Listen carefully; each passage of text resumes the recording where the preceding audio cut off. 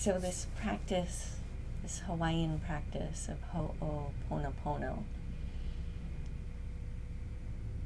is most effective if we think of and apply it to one very specific moment, one memory, one situation. At least in my practice, if you just try to apply it to a person in general, it's not as effective. It's harder to really dig deep into that very first step. So you can use, it doesn't have to be with another person, it can just be with a situation. We often fight with ourselves. It might be anything that disturbs your mind is a good place to practice this. And if it is with another person, it doesn't matter if they know that you're doing it or not, because while war requires two parties, two or more sides need to go to war, peace only requires one. So if you find and develop peace within yourself, then it doesn't matter much what other people do. This comes back to the secret teaching I was talking about earlier. A secret teaching in Buddhism doesn't mean like, shh, don't tell anybody. It just means that it's something that we have to develop a certain level of awareness to understand.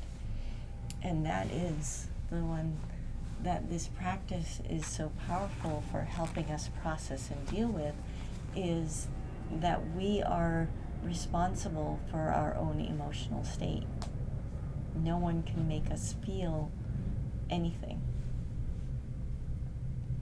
Others can trigger certain feelings within us, just as we can trigger feelings in other people, but they arise within us, and therefore we are responsible. So in order to do this practice, think of one specific incident that is disturbing your mind, and we focus on it, and we say, I'm sorry for the harm I have caused, consciously and unconsciously. And this first step is very, very important to be authentic. None of these practices that we do work if we only pay lip service. We have to really, really dig into our heart and consider, well, what harm have I caused? What am I actually sorry for? And consider that in terms of the situation. And be honest. And when you actually feel that apology and it's genuine, then we can move on to the next step, where we say, please forgive me as much as you are able.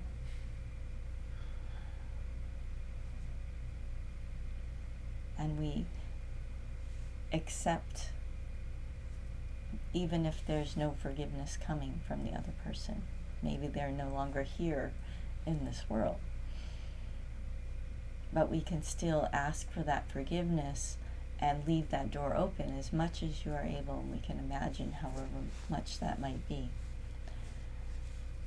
Then we move into gratitude, where we say, thank you for existing in this world with me. Because even if that moment is gone and that person who created that situation with you is no longer here, they still exist in memory. They still exist in this energy within you. And because of your interaction, they revealed something to you, so that it's always a cause for gratitude. And then finally, I love you unconditionally, just as you are. This moves us into that state of full acceptance for what is. So this practice can be done anytime, any place. Work with it. before your meditation, after your meditation. It does not take the place of your meditation. This is a tool that we add to our mindfulness practice. Lately, I've been working with it just with my body, as it doesn't always do what I want it to do. So if I bump my arm, or if I drop something, instead of getting frustrated, I'll just do this Ho'oponopono practice of, oh, I'm sorry. Because usually there's a level of frustration that comes when I unexpectedly drop something or I bump into something. So I apologize immediately for that frustration, because it's an energy, it's very abrasive energy that's coming out and that I'm directing at myself. So if I can stop it and apologize for it immediately, it counteracts it. And we can go through this very quickly, but do it, as I said, with your full feeling for it to be effective. So I hope you found this useful.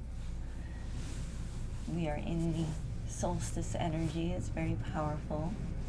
So I think this is an excellent tool to add to your toolbox. And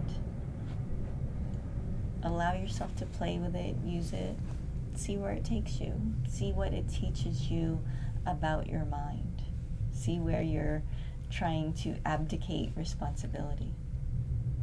And own that and say, I'm sorry. Because when we give away our power, we're not able to fully embody who we are. But if we take ownership for it, we reclaim that and we own it. So, thank you for listening. And I hope you have a wonderful week coming, and I will be here next week. We're going to talk about selfless self-care. So I hope to see you then, and have a great day. Yes, thank you.